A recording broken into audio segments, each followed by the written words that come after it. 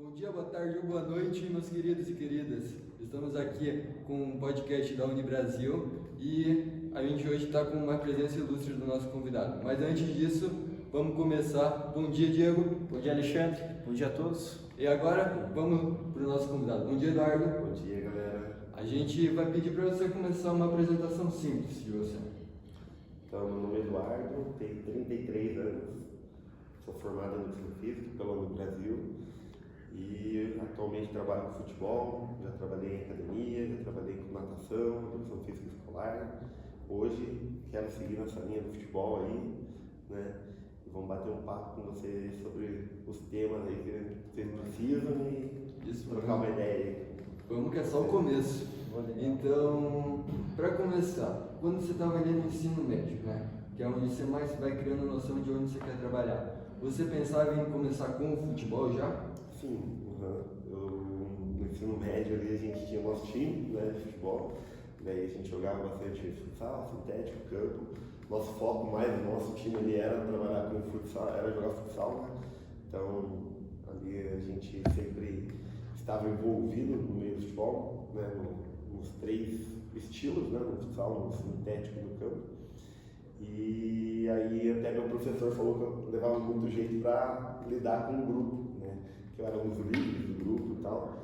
E antes mesmo de eu terminar o meu ensino médio, ele fez um convite para eu trabalhar com ele, né, e a gente vai se apegando ao jogo, ao conteúdo, né. E aí eu já, no segundo ano do ensino médio, já trabalhava com as crianças menores ali, e aí jogava, e daí quando eu terminei o ensino médio, eu já fiz a educação física focada em trabalhar com futebol. Claro que às vezes, pela educação física ser tão ampla, a gente precisa sair um pouco do futebol, conhecer outras áreas de atuações, mas meu foco sempre foi trabalhar com futebol, e hoje estou conseguindo seguir nessa parte. Queria saber com você, por que você escolheu a Unibrasil? No Brasil, na verdade, quando eu terminei o ensino médio, o meu irmão fazia sistemas de informação aqui, né? E já tinha um pouco de conhecimento do que era a Unibrasil. Alguns colegas que faziam educação física, inclusive o meu professor, falando da evolução da Unibrasil no curso de educação física, e eu passei na Unibrasil e passei na PUC. Então eu fiquei meio dividido, porque alguns amigos meus que foram fazer educação física foram fazer na PUC, né? E o que me pegou foi um pouco a instrução do meu professor, que deu a primeira oportunidade para mim, e o meu irmão também, que daí facilitava meu deslocamento até, né, porque no começo é difícil, né? Tem o gasto, tem o nosso investimento, então essa logística aí que o meu irmão facilitava bastante, né? Então, professor, você falar de conciliar no início, né? Como que foi a tua relação com o teu primeiro estágio? Você pode contar um pouco pra gente? Foi tranquilo porque, como eu falei, eu já tinha um pouco de contato ali no ensino médio com os crianças, o professor acabava me liberando, né? Então a escola onde eu trabalhava, eu comecei uma semana antes de eu entrar na faculdade, né? Porque as aulas da escola começavam um pouquinho antes, né? Então eu já estava meio que encaminhado. Então para mim foi tranquilo, mas a gente tem a nossa dificuldade, né? Que a gente se torna professor deles, né? Então a gente começa a aliar o nosso conhecimento que a gente aprende aqui no Brasil e a tentar aliar com a prática. E é difícil isso, né? Porque a gente acaba tendo realidade um pouco diferente, a gente tenta, as crianças ali são 20 alunos ali, crianças diferentes uma das outras, então às vezes tem conteúdo que a gente pega aqui, a gente entende que aqui isso vai ser bom, chegar na prática não é bom, a gente tem que mudar na hora alguma coisa, adaptar na hora alguma coisa. Então a gente tem as nossas dificuldades, hoje a gente tem as nossas dificuldades, né? Então no começo a gente sempre acaba achando mais difícil. Senhor, eu queria saber como foi o seu processo acadêmico dentro da Unibrasil, como que era a sua relação ali com os alunos, professores? O começo foi difícil, o primeiro período para mim foi bem difícil, bem complicado, porque eu trabalhava até 7 horas da noite e a aula começava às 7 horas da noite, né? Então eu tive esse problema de logística, eu chegava às 7h40. Então, por essa correria, eu não dei tanta atenção que eu deveria ter dado nesse início. Então os professores puxaram minha orelha, não sei se alguns deles estão aqui, foi em 2010, né? Sérgio Andrade, são queridos aqui. Jussara, puxavam minha orelha, Thaís, Pastre, Camille, puxavam minha orelha, porque eu sempre chegava atrasado e eu queria estar lá, no meu estágio, né? Porque era o que eu queria fazer, mas eu deveria estar aqui. Então no segundo período eu conversei com o pessoal do meu trabalho, do meu estágio lá, e daí acabei conciliando um pouco melhor.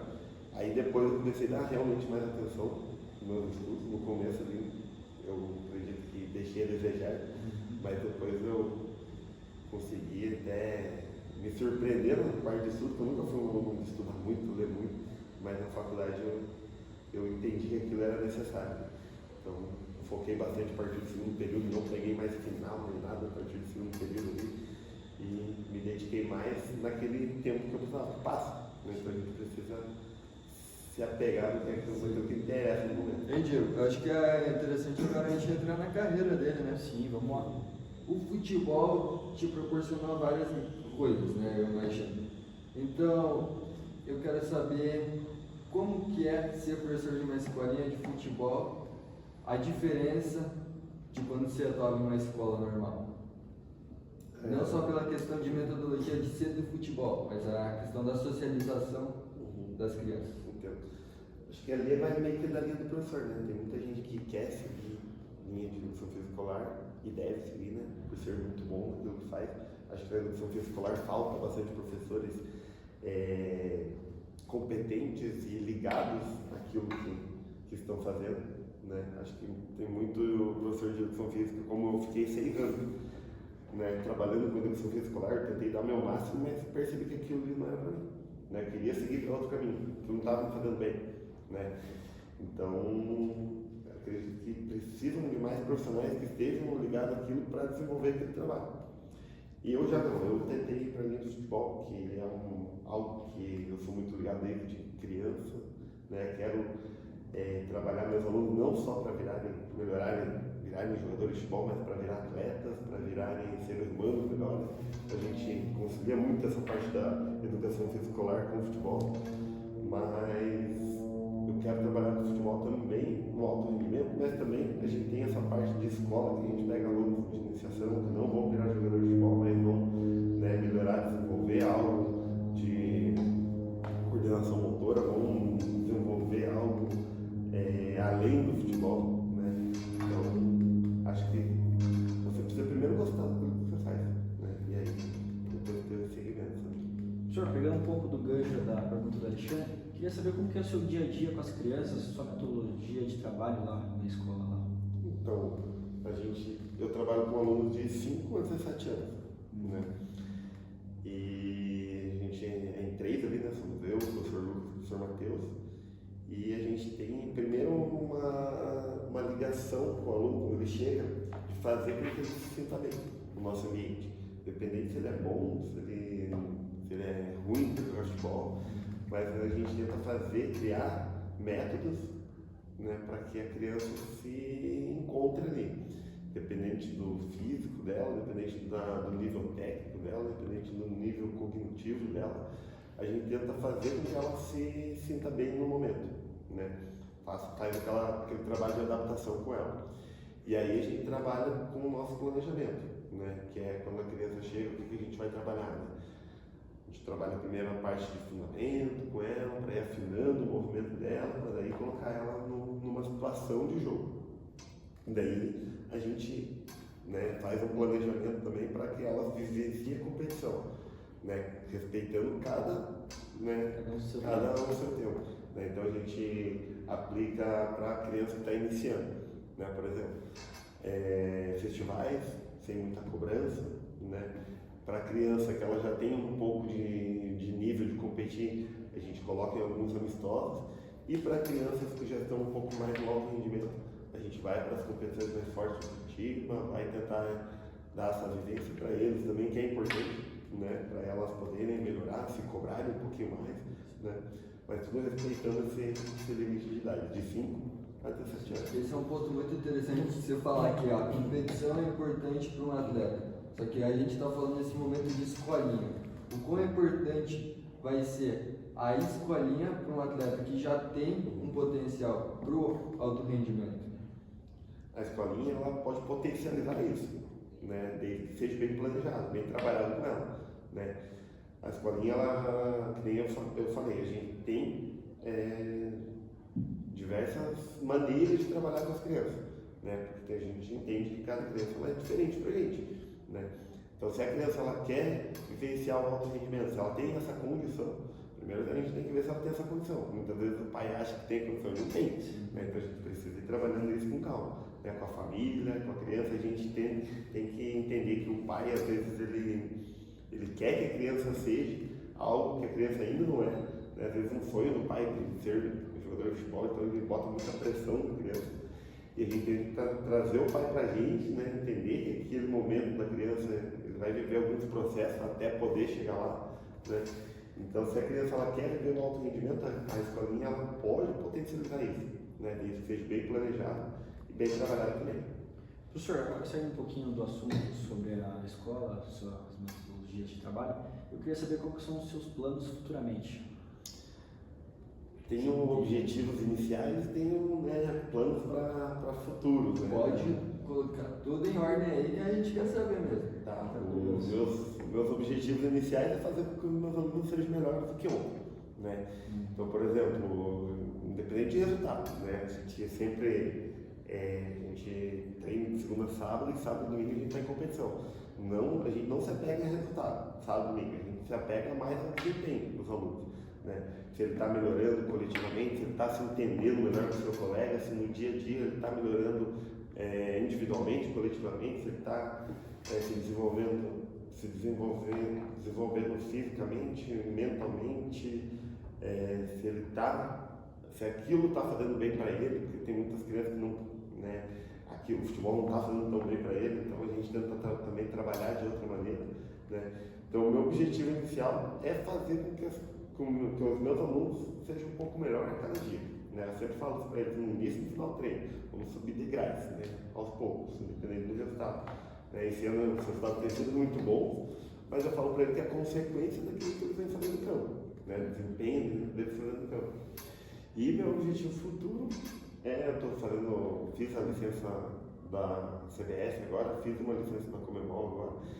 Então, o meu objetivo futuro é entrar em algum clube, né? Mas também se não tiver essa oportunidade, porque a gente sabe que o mercado de trabalho é competitivo, eu quero fazer a diferença na minha realidade, que hoje eu estou há 6 anos ali na escola e eu quero fazer essa minha diferença e estou feliz se meus alunos estiverem felizes. Então, são os meus objetivos de carreira. Então, como o Eduardo ele entrou, né, no assunto de licença, muitas pessoas que fazem educação física chegam e falam: pô, eu quero virar treinador de futebol.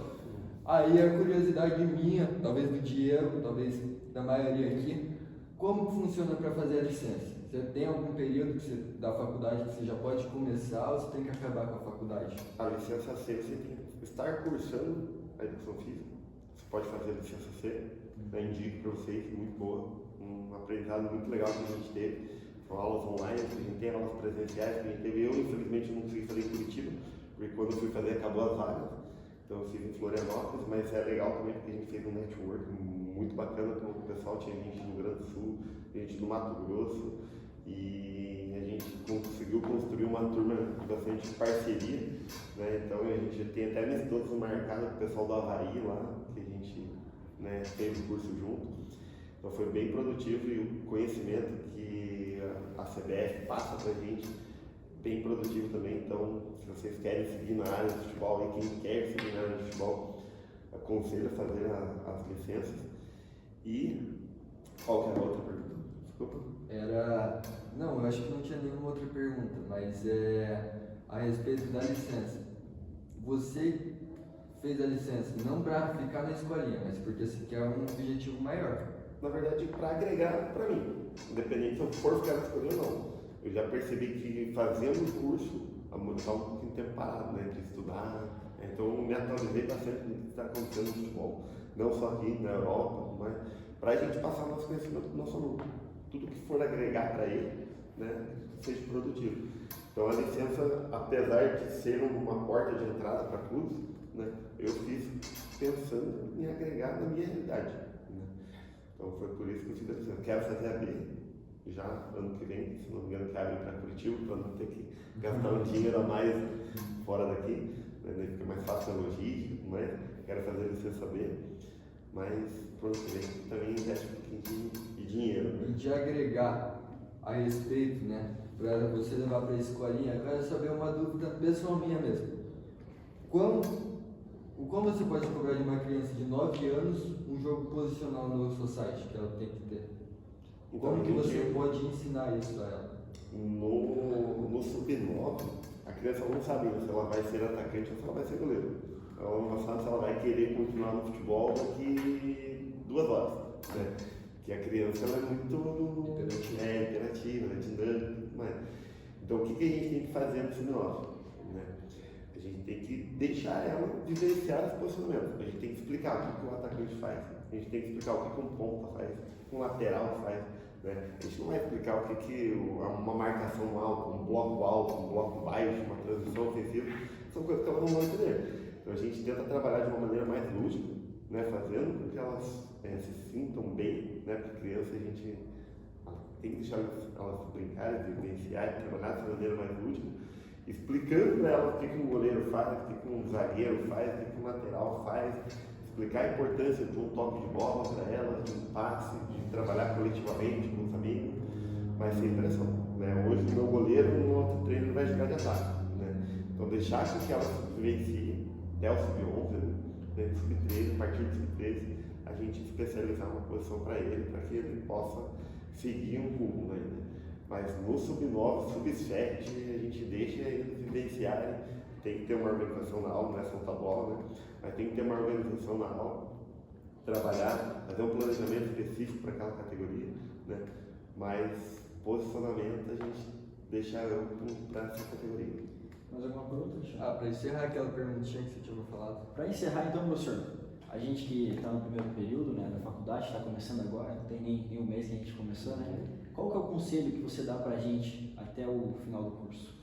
Conselho que se vocês querem mesmo seguir nessa área, vocês mergulhem de cabeça, né? Porque eu tenho diversos amigos que fizeram 4, 5 anos, 6 anos, porque às vezes passa um pouquinho do tempo, então 6 anos fazendo faculdade, fizeram, e agora estão trabalhando com outro segmento. Então foram 6 anos praticamente que foram jogados fora, né? Então, se vocês querem mesmo seguir independente seja com futebol, independente seja com academia, com personal, com natação, com educação física escolar, vocês mergulhem mesmo de cabeça, né? Façam aquilo que vocês gostam e se dediquem o máximo aí nesse período que vai agregar bastante na vida de vocês. Então é isso. A gente agradece pelo tempo que você ficou aqui com a gente, pelos seus ensinamentos. Valeu, gente. Valeu. Te agradeço também, Diego. E podemos fechar mais um podcast aí nosso. Valeu, obrigado pessoal.